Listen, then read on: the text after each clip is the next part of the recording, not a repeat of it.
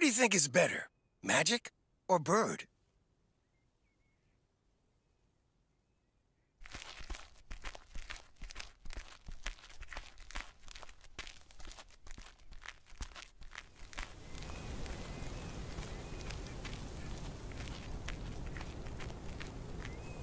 Good morning, P.O. I'm starting today with the weather forecast. It will be bright and beautiful.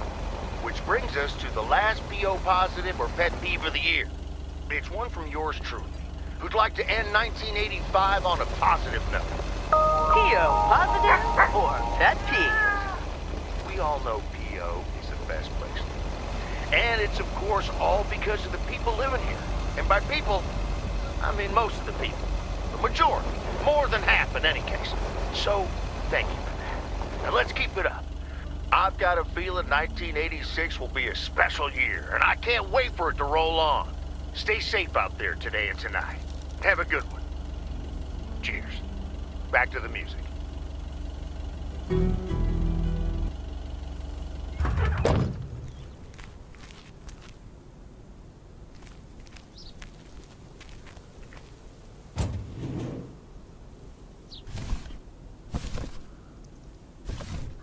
Part and parcel.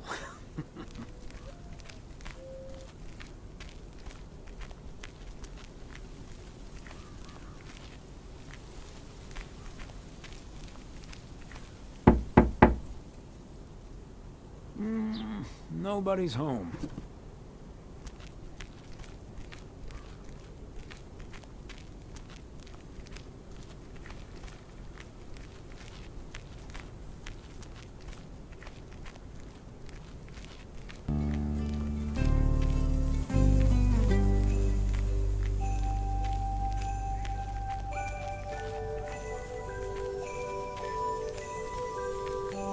There we go.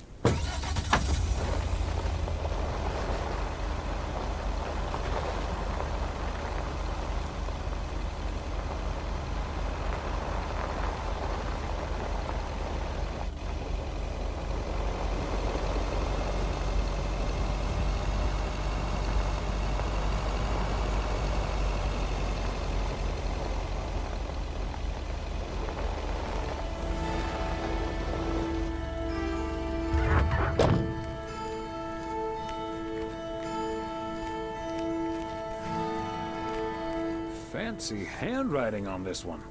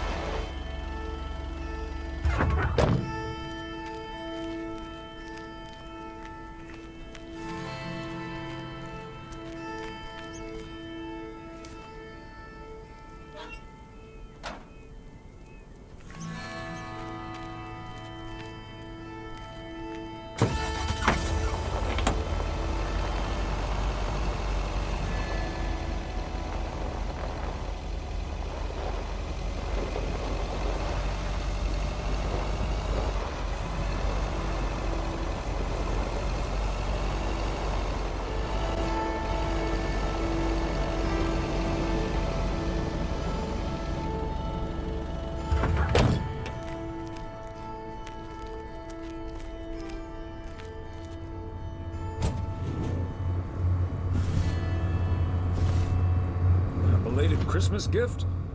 Maybe.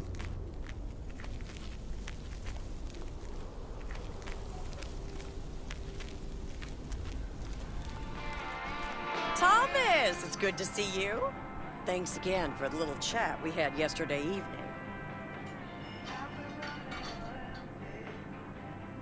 Have you made a decision on what to do? Yep, and I hope it's the right one. But I guess some situations don't have a perfect solution.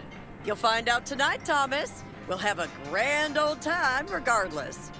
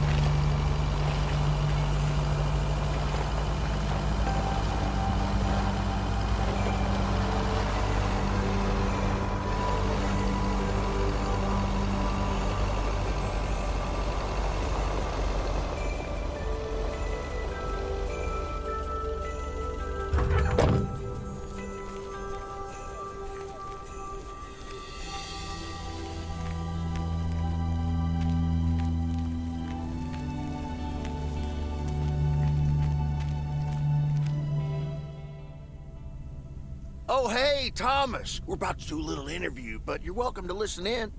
Mr. Price, you know Thomas Weiss, don't you? Sure do. You're resident mailman, am I right? Good to see you, man. Hi, guys. Don't mind me. I'll just be a fly on the wall here. That was Open Sky by Velvet Moon, one of my favorites. Folks, we have a special treat for you today because I have a guest here at the Reynolds studio. You know that happens from time to time, but today it's a bona fide big shot. None other than KNW6's own newsman extraordinaire, Mr. Connor Price. Thanks for having me, Jack. Always nice to talk to a fellow broadcaster. So, how long have you been doing this local show? Coming up on our 10th anniversary, Mr. Price. But you've been at KNW6 for longer than that, no? Yeah, it's been... Gosh, can you believe I started there way back in '66? As a segment producer on Portland Rise and Shine. Still remember the title of my first item, too. Is Poplin Still Poppin'? That's a great title. And yet, this is the first time you've come to Providence Oaks.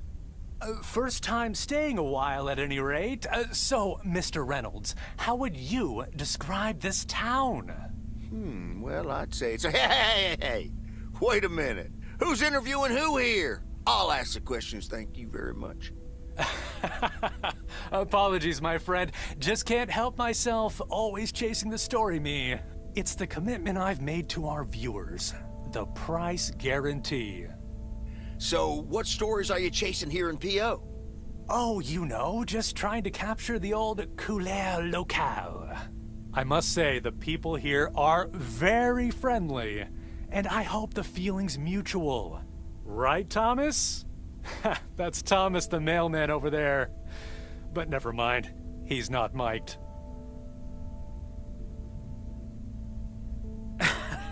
Yes, and no, I'm not. You don't say. Because we happen to have a little section called P.O. Positive or Pet Peeve. You might have heard of it? Can't say I have, but I do like the alliteration. Well, Lucinda Boyle called in a pet peeve yesterday, saying you were quite rude to her when she asked you for an autograph. Well, I'm sure that was a misunderstanding. See, I must have been on a really tight schedule, because otherwise I'd do anything for a fan. That's... The price guarantee, right? Sure. Anyway, we'll be back with Connor Price, KNW 6-star reporter, right after this. What the hell, Jack? Ambushing me like that live on air? Relax, just joshing you a little. But I'll let you plug the heck out of this Oregon Trail thing you're filming. How's that? We'll make sure everyone in town fully cooperates with your crew in the home stretch. Aha, well, speaking of the home stretch, I better get back to my job as a serious broadcaster. It's been real, pal. Can you believe this guy? Sheesh.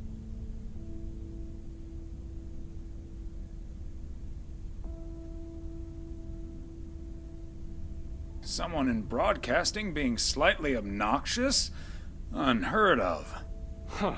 That's the thanks I get for stopping by amateur hour. Sorry you had to witness that, Thomas. Made for good radio, though. While it lasted, anyway. I'll see you at Moe's tonight, yeah? You don't want to miss what Frank's been cooking up. Can't wait. See you there.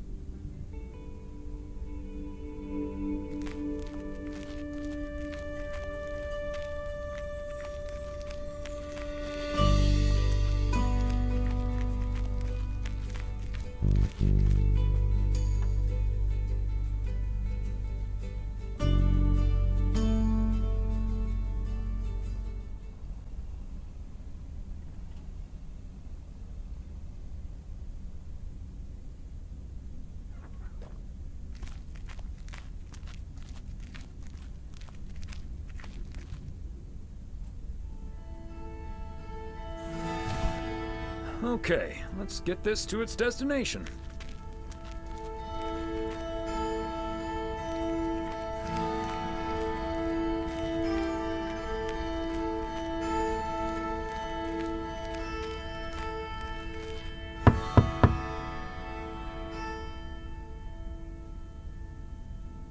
P.O. Tuxedo Service. He's not in.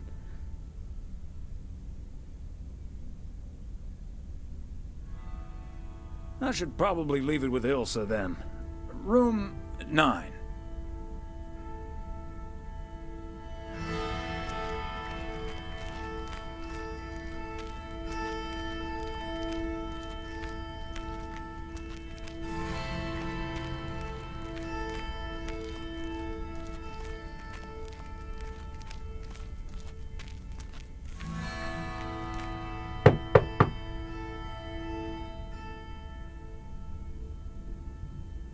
Knock, knock.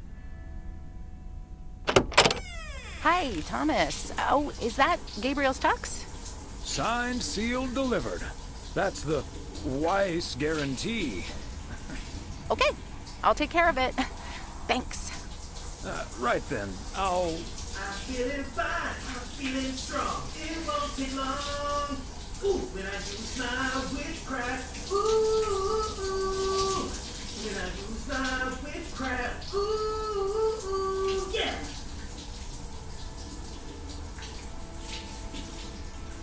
Well...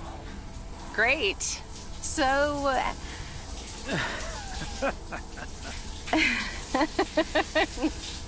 See you tonight at the diner.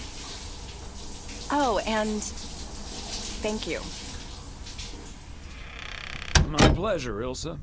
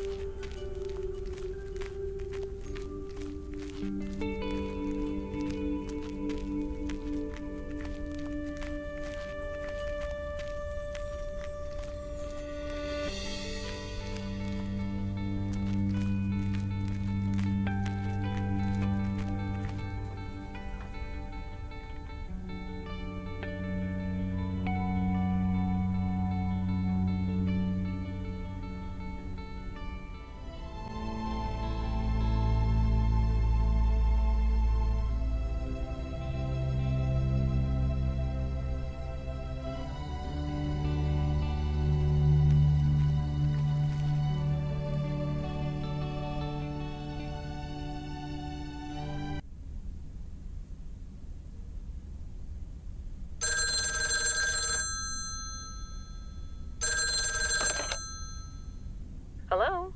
Hi, Meredith. It's the Weiss family again. We wanted to wish you a happy new year before we're going to Moe's. Hey, thanks. We've got a little over an hour left here before it's 1986. You'll watch out for those fireworks, won't you? They're so unpredictable. I will. I'll probably stay inside anyways. We've got 4 more hours to go, but Happy New Year! I'd rather be early than late. Are you going anywhere to celebrate? Thanks, Dad. We're all a bit drained after making the deadline. Some guys from the office were going to do a ER Kung Fu tournament, but I didn't feel like it. A kung fu tournament? On New Year's Eve? Yes, Mom, it's a video game. But Tess and I are going to watch Trading Places instead at my place. I think that New Year's Eve is overrated anyway. People seem to think it must be the best night of the year, but all you usually get is a lot of drama and a solid hangover. My New Year's resolution was not to make a big deal out of New Year's Eve anymore. And it looks like I'm not going to break it. But don't let that ruin your evening. I totally understand you, Meredith. My best New Year's Eve was actually one I spent all by myself. I don't know why, but that night I've never felt more at peace. And most parties aren't worth the hangover anyway. Maybe that's because you usually forget half of what happened. Sorry, Meredith. Your father's memory needs a little grease between the hinges. Like starting the car in time before going to Moe's? Bingo! Okay, guys, I won't hold you up. Have a great evening, and a Happy New Year. Love you.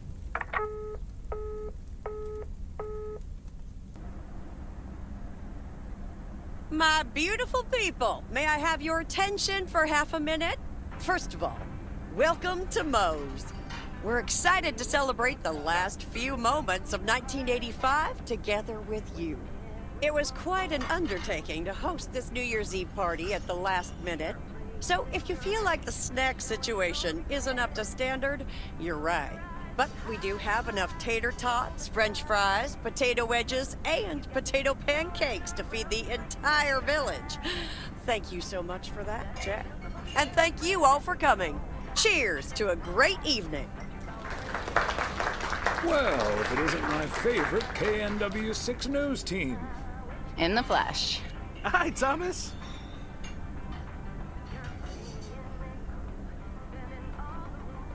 Looking like a genuine love story, you two.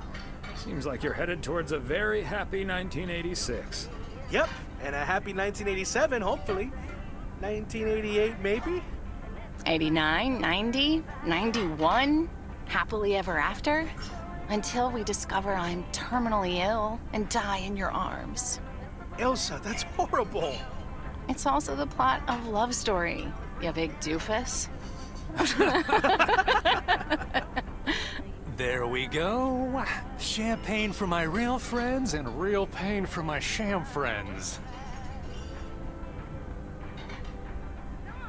Hello, Mr. Price. So, is the segment on Providence Oaks in the can yet?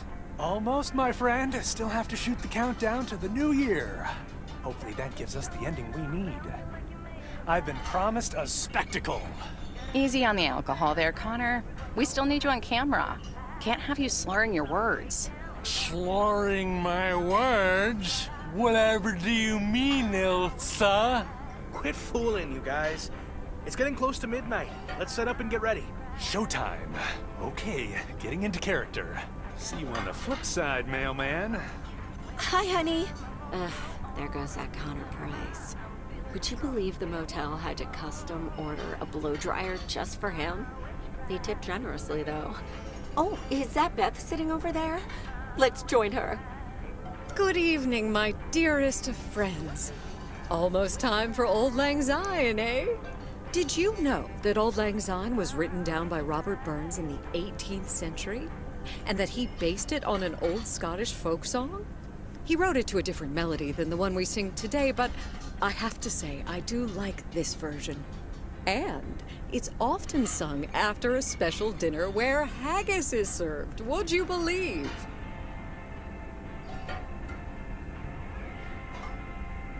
I don't think I've ever heard it. But then again, I only listen to the car radio. Didn't they used to sing that at your grandma's around New Year's? Yes, you don't remember? Your uncle would sing completely off key. Oh, that I remember. And not just around New Year's. All joking aside, my friends, now that a new year is upon us, I feel a moment of thanks is in place. I know I've kept my situation from you for a while, but now that it's out in the open, I honestly don't know why I didn't share it with you sooner. Pride, I suppose.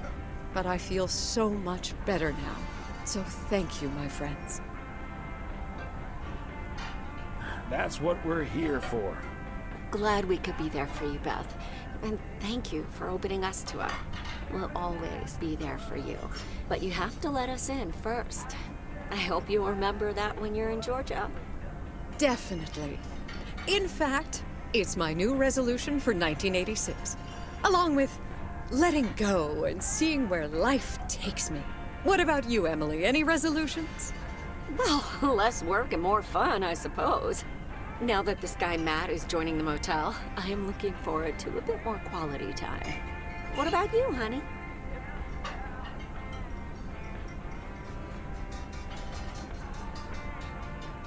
Another year with you is all I could ever hope for, dear. Oh, I love you too, Big Bear. Should old acquaintance be forgot and never brought to mind? Well, whatever the future brings, this old acquaintance here will be hard-pressed to ever forget you two. Same here, Beth. Absolutely. We wouldn't be able to forget you if we tried. Not that we tried, of course. And like you said at Christmas dinner, even if the reasons for change are sometimes out of our hands, let's focus on the new beginnings that come along with them. And what better time for new beginnings than New Year's Eve? Attention, folks. It's showtime.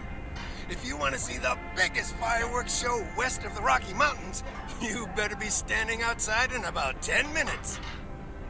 That's my cue. From a little spark may burst a flame, as Dante once put it. But I need to visit the ladies' room first, or I'll turn into a pumpkin. See you outside. Isn't she marvelous? I'm so happy for her. I am going to miss Bethany. So will I.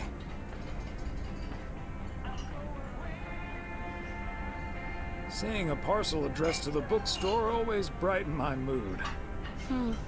It makes me feel a bit melancholic. Even more than I usually am on New Year's Eve. This odd feeling of looking back and forward at the same time, and now I'm doing that over a much longer period than just the coming and going of the year. I know what you mean, and there's nothing wrong with that.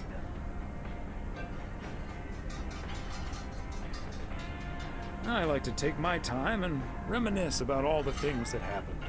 Oh, yes. We should appreciate what we have a bit more. And don't just let life pass us by without noticing. So let's enjoy the here and now. Our wise and beautiful daughter just taught us not to demand that this should be the best evening of the year. But we're allowed to try it, right? So this is where my speech ends, my dear husband. And now I need a glass of champagne. I'll drink to that, and to you, and all the good things the new year will bring us.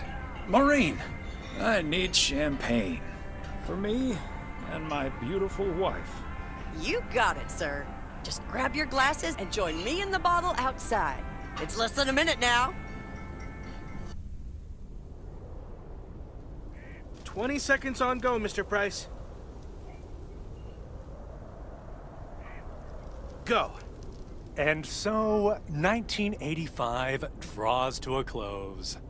With mere seconds left in the year, I've been told this little lake town will strive to end 85 with a bang. In 10, 9, 8, 7, 6, 5, 4. Holy Toledo! Ilsa, are we getting this?